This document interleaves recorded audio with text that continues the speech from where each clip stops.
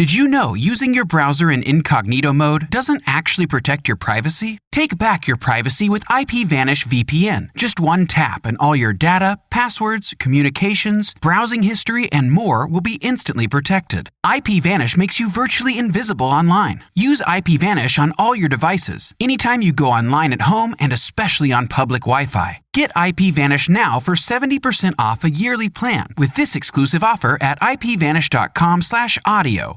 It's cozy season, and nothing compares to wrapping yourself in a Minky Couture blanket. Luxuriously soft, perfectly warm, thoughtfully made. From movie nights to chilly mornings, Minky Couture turns everyday moments into pure comfort. Once you feel it, you'll understand why it's called the original best blanket ever. Visit minkycouture.com or a store near you and make this cozy season your softest one yet. Robots Radio. Games, lore, stories, community. Just press play.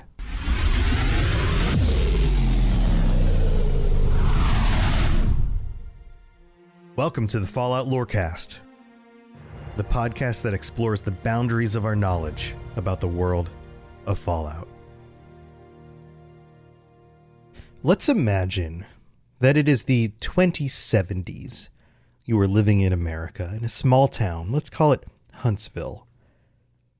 And you recently have gone through a number of very difficult times. Disease has been spreading. War is looming on the horizon. Jobs are hard to come by. For the common worker, life is not easy. Inflation is skyrocketing. The politicians in the United States say that they're fighting for the common people, but they're putting more money into corporations than they are education or welfare. Life has become very difficult. And then news goes around the town that there is a new company moving to your little part of Appalachia. West Tek. High-tech facilities. And rumors start to spread in the community. You hear from your neighbor Bob that he heard from somebody else down at the pool hall that West Tek was responsible for some of the most cutting-edge technology used by the United States military in order to protect and serve the people of this country. And then Bob's wife Jane mentions that she heard they had something to do with trying to eradicate the Great Plague.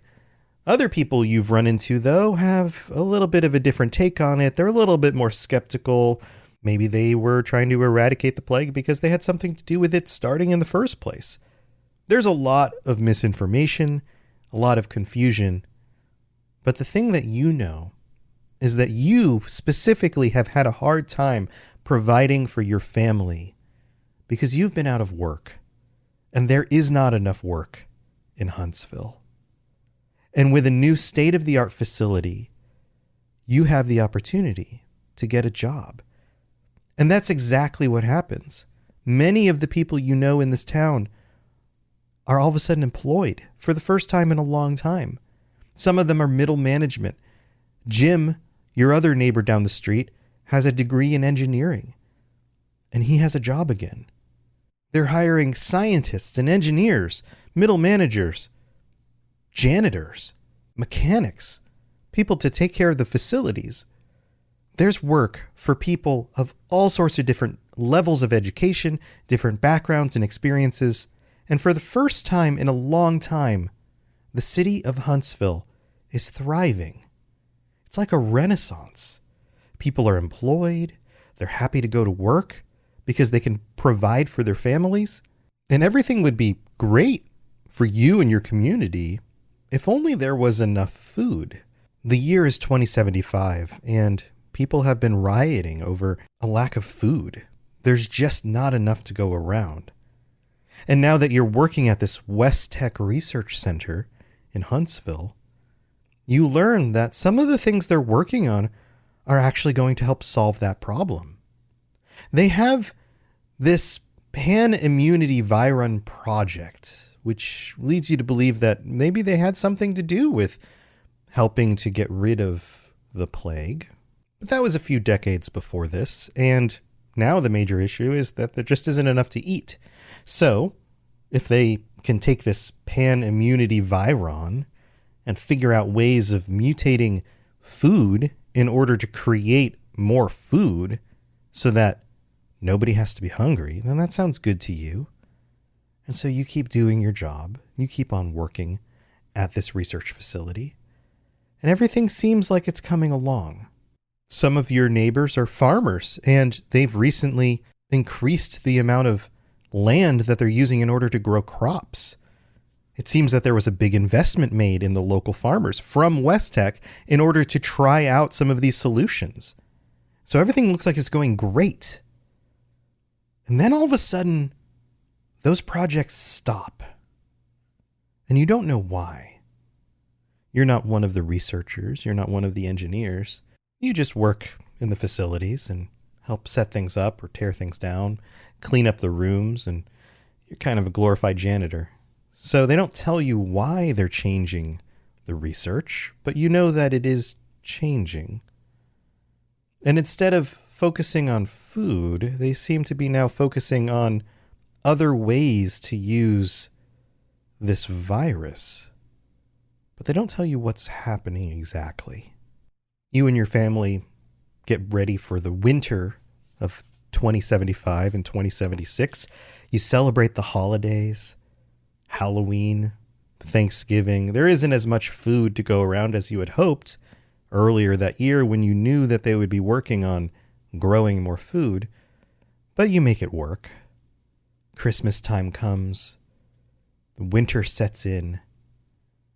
The new year starts. Everybody celebrates 2076.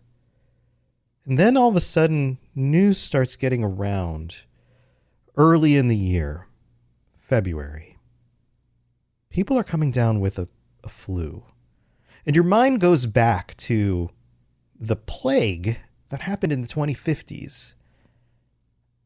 Could this be something similar? Has this any connection to the West Tek facility? Well, no, it doesn't seem like it's the same thing. It's a flu. It's the winter. Colds go around. So you put it out of your mind. You think, oh, some people are getting flus. Let's be careful. Everybody wash your hands. Be careful about going out. If you get sick, don't go spread it. News gets around the community. Be careful. Take precautions. Wear masks. Don't spread the flu. And before too long, things begin to escalate. More and more people you hear have come down with this strange flu. And it's not severe. It doesn't seem like something out of the ordinary, but before you know it, people start disappearing. You hear about another guy down the street from you who you didn't know very well, but it turns out that he was sick, and last thing he said to his wife was that he was going to go knock on the door of West Tek, see if they knew anything about this and if they might have a cure for somebody like him, because the flu was hanging on a little bit longer than it should. He didn't come home. And he wasn't the only one. A few other people who had been symptomatic were not returning to their homes after leaving of their own accord. And then the guards started to show up. And this was particularly strange to you because these were not United States police officers or military. These were West Tek security. And they began to quarantine the town. You were told to not leave your houses, and by all means, do not take any of the roads out of your little village. It wasn't very big. But you couldn't go anywhere. And you didn't understand what was actually happening here. The guards on the edges of the town were not only armed to the teeth, but they were also wearing hazmat suits, which didn't bode well. There was something going on now, for sure, with this flu. It was more than just a flu. By this point, you and everyone else who worked at the facility but lived in Huntsville stopped going to work. You started to panic. Some of your other neighbors tried to get out through the quarantine, through the guards, and they used lethal force. This was not right. They cut off your phone lines. You had no way of getting out or finding out about what was going on beyond this quarantine.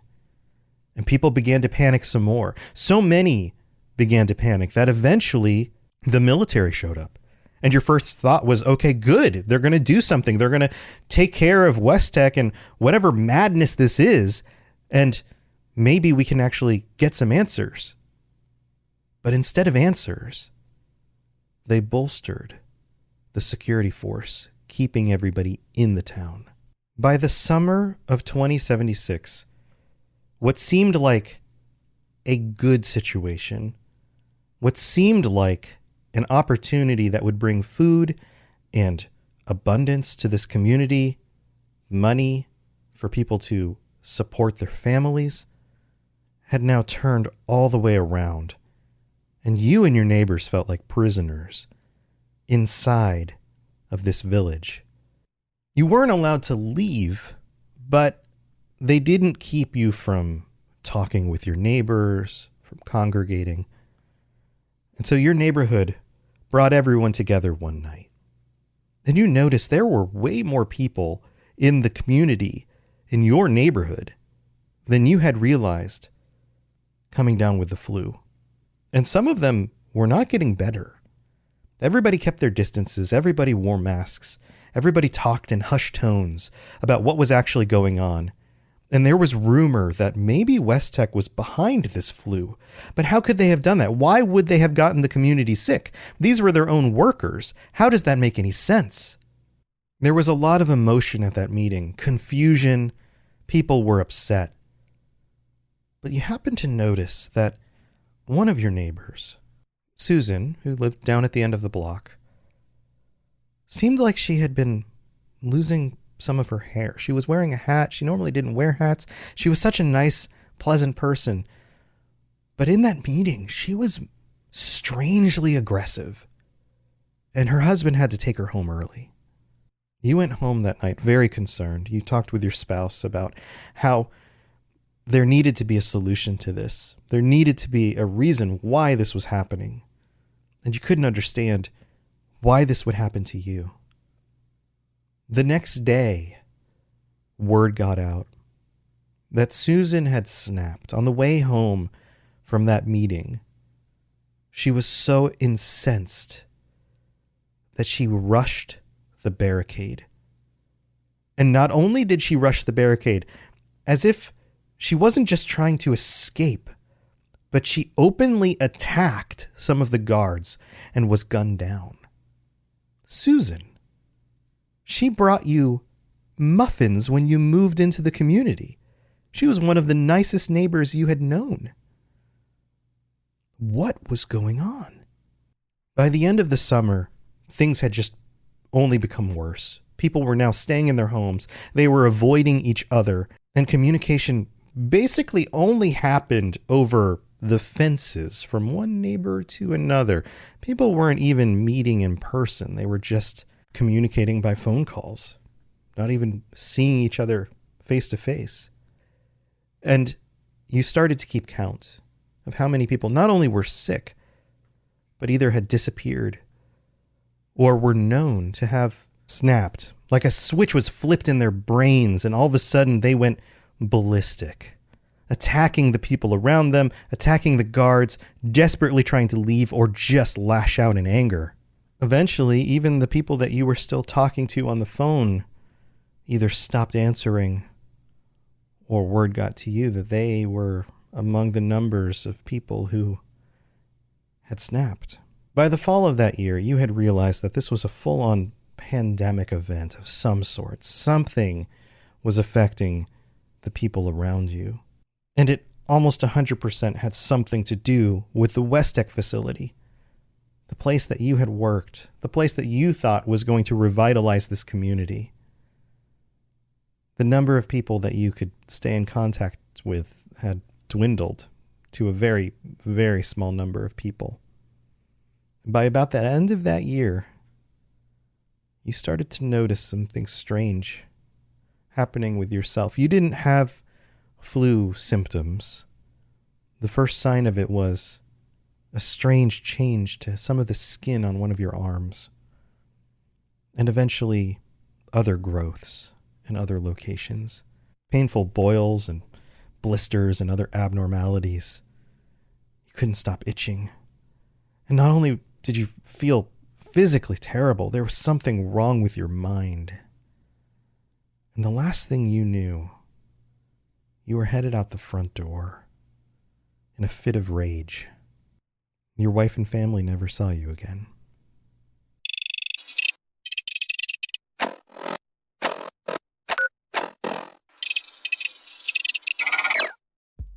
It's time for that spring reset. I'm taking a look at everything in my closet and figuring out that, oh no, this absolutely needs to go. And it's about time I replace things so that my clothes aren't older than my 15-year-old. Now you might think that they lasted that long because they were well made, but no, they're in terrible condition. Unlike the new jeans I just got from Quince. Jeans have always been my personal go-to because you can kind of wear them for lots of different things, but maybe they're not your thing. Maybe you're looking for, 100% European linen with insanely soft flow knit activewear fabric. It's definitely getting warmer, and their flow knit activewear is moisture wicking, anti-odor, and soft enough that you'll actually want to wear it every day. So pick out what you want. You can't go wrong because they have prices 50 to 60% less than similar brands. And like I said before, they are high quality. I continue to wear their clothes all the time, and I know that these new jeans are going to last me a lot better than the other things in my wardrobe. And on top of it, they look great. They're so comfortable. And I spent just as much on the jeans that I am now cleaning out of my wardrobe. So if you're looking for something better, just all around better, go check out Quince. So go do it right now. Refresh your wardrobe with Quince. Go to quince.com/falloutlore for free shipping and 365-day returns. Now available in Canada too. Go to quince.com/falloutlore for free shipping and 365-day returns. Quince.com/falloutlore. Chap. Good to see another of General Atomic's finest, still eager to serve. Welcome to the middle of the show, Wastelanders and Vault Dwellers. This is Tom or Robots. I hope you've been enjoying this story about some of the events that transpired right before the Great War in Appalachia because of a West Tek facility. We're going to go into some more details in a moment about what's actually going on behind the scenes here. But first, we have to thank our patrons. Thank you for all of your support. We don't have any new ones to shout out this week, but thank you to everybody who has supported the show and continues to support it. And a big shout out to our Sentry bots who get shout outs every week. Cooper, Larry D, Mark C, and Sky R. Thank you for your support. Anybody who has signed up as a Assaultron or Sentry bot, tier 4 or 5, or higher, if you decide to sign up for tier 6, that's kind of crazy, but hey, go for it if you want. You can join us next week for our patron chat. It is coming up very soon. This will be on Tuesday night, the 27th at 9 p.m. Eastern, 6 p.m. Pacific. Let us know what you want to talk about, and we'll start spinning around some ideas, spitting out some ideas, throwing ideas on the wall, whatever analogy you want to use. Words are hard on the Discord. And thank you for being here. I'm looking forward to that. If you are interested in joining us for that or anything else on the Patreon, patreon.com/Fallout Lorecast is the place you can go. It's an easy way to say, hey, thanks for all the entertainment. Thanks for helping me get through my workday or my commute or whatever. And it really starts at a very low amount of money, which gets you things like ad-free episodes and stuff like that. So please consider that if that's something you'd like to do. And also, if you'd like to leave us a 5-star review on Apple Podcasts, I will read that out on a future episode. We don't have any new ones this week, but that's a great way to support the show, along with telling your friends and anything else. So thank you for all of your support. Let's move on with the rest of this story and what's actually going on in the background here. Here we go. If you have any questions about Nuka World, I'd be delighted to answer them. All right, so let's get into some of the behind the scenes details of what's actually going on here. I hope you enjoyed putting you into this scenario from the perspective of somebody who lived in Huntsville during this time. West Tek facility, we've talked about before. They're behind the FEV virus. They helped design a lot of the power armor. They are a key component in a lot of what's going on in the Fallout games. Now, we know that they have facilities in other locations. But when Fallout 76 came out, it was big news that there was a West Tek facility here as well. And in the game, if you go into that facility, you find a bunch of super mutants. We've talked about this before, how they had something to do with the super mutants being in this location, in this part of the world. You can see the vats of FEV. There's a good amount of stuff to dig into in that location. But the question I had today was, why are they there and what were they really doing behind the scenes? And it turns out that in August of 2075, they started a location in this part of the world in order to help grow more crops, which is exactly what happens in the story that I told you. It was part of what was called the Greenhouse Initiative, and it may have been connected to some of the research that West Tek was doing at the facility that I talked about a few episodes ago, where they were also researching things that were going on with growing crops. That was a big issue at this time. And in August of 2075, we are just about 2 years away from the bombs dropping in October of 2077. And so time for the people here was very limited, but they didn't know it. So the initial purpose of this facility was to do crop research, and they were trying the pan-immunity viron as a way to mutate the crops and to help grow more crops in order to solve food problems. And it's a great idea. Why not use something that they've been manipulating as a way to actually solve a problem and instead of cause a problem, right? It sort of makes sense. Part of your brain will probably raise a red flag to this and go, well, that doesn't seem like a great idea. We know what the pan-immunity viron did. We know how FEV works out, and it's not a good idea. But at this time, they didn't really know that that was going to go the direction it did. And so that's how the beginning of research with viruses started at this location. By February of 2076, the Greenhouse Initiative was shuttered. It was closed down.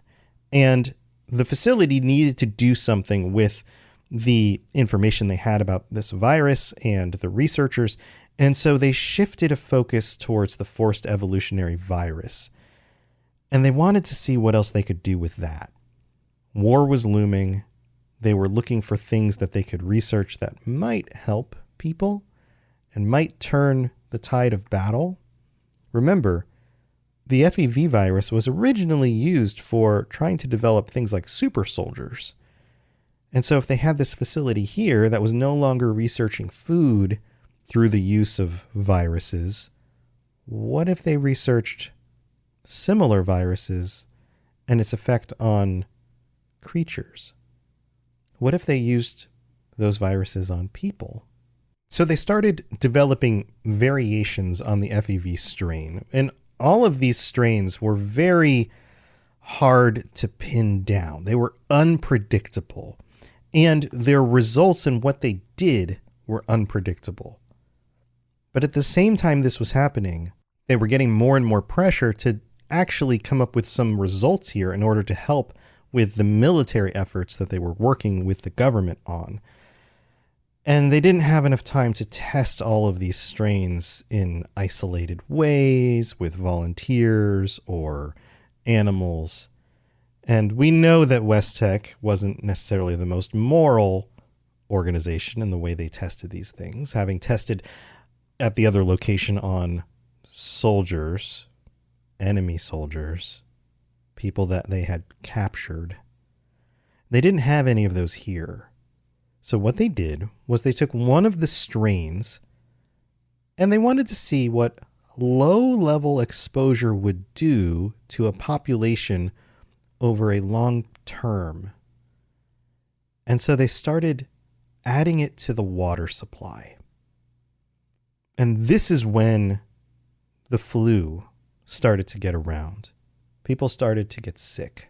Some of those people went to West Tek because they knew they were doing research on viruses and things to see if maybe there was a solution there.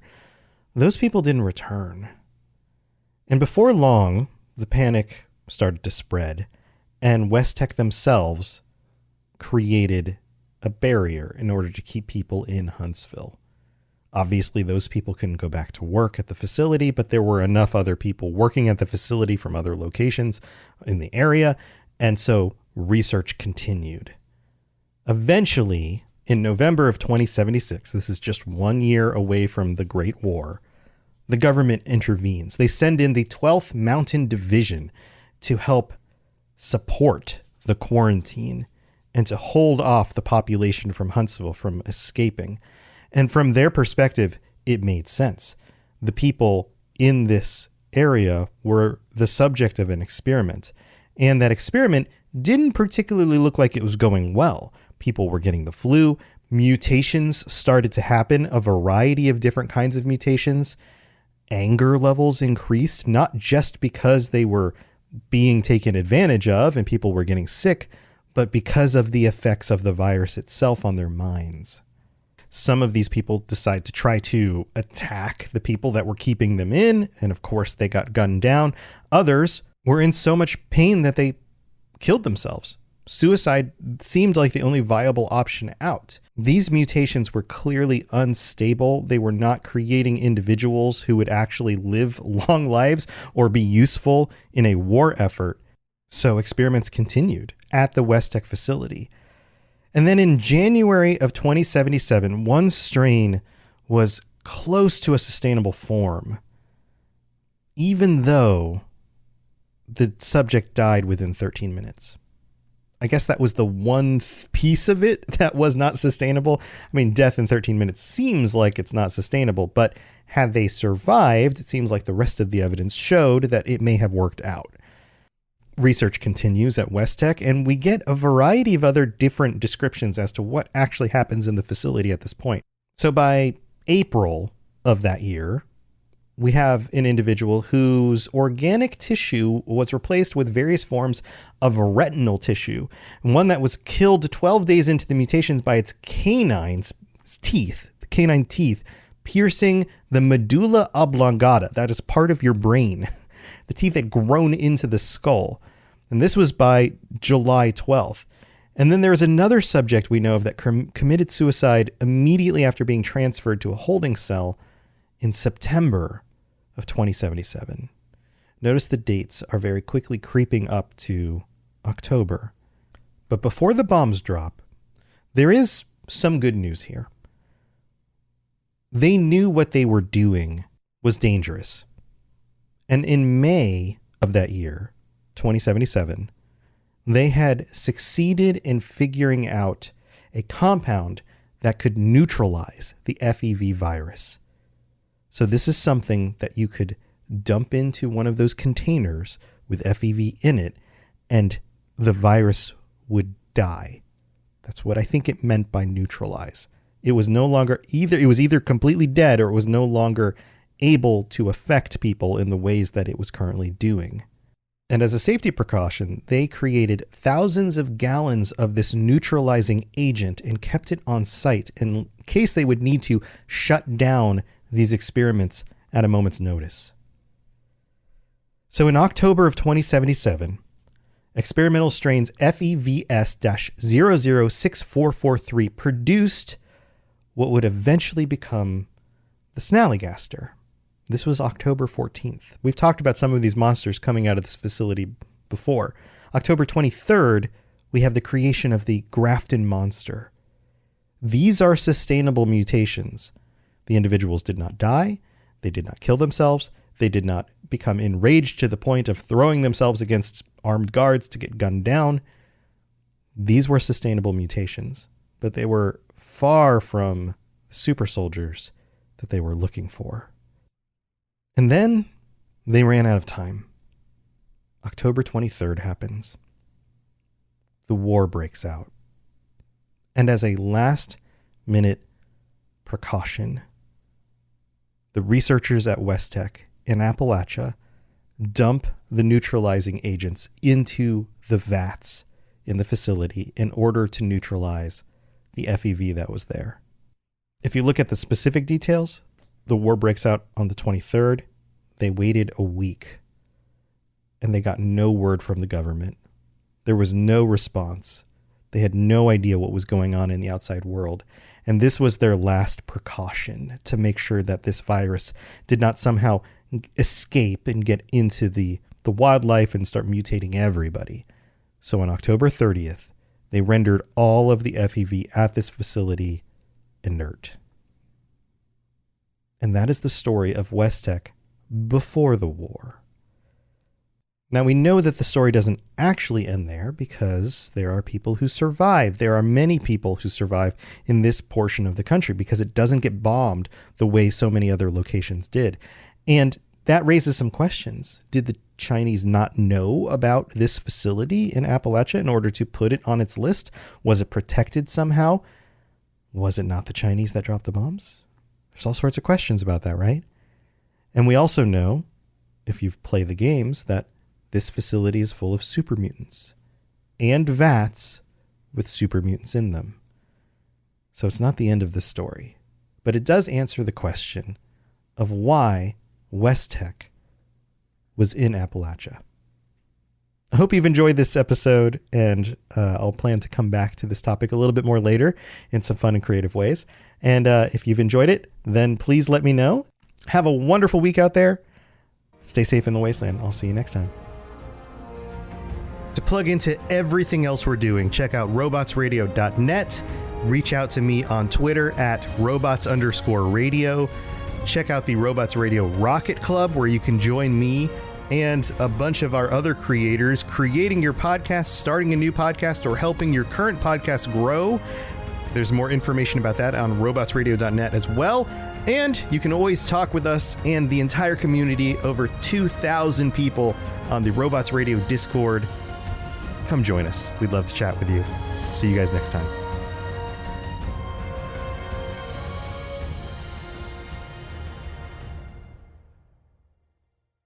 It's cozy season, and nothing compares to wrapping yourself in a Minky Couture blanket. Luxuriously soft, perfectly warm, thoughtfully made. From movie nights to chilly mornings, Minky Couture turns everyday moments into pure comfort. Once you feel it, you'll understand why it's called the original best blanket ever. Visit minkycouture.com or a store near you and make this cozy season your softest one yet.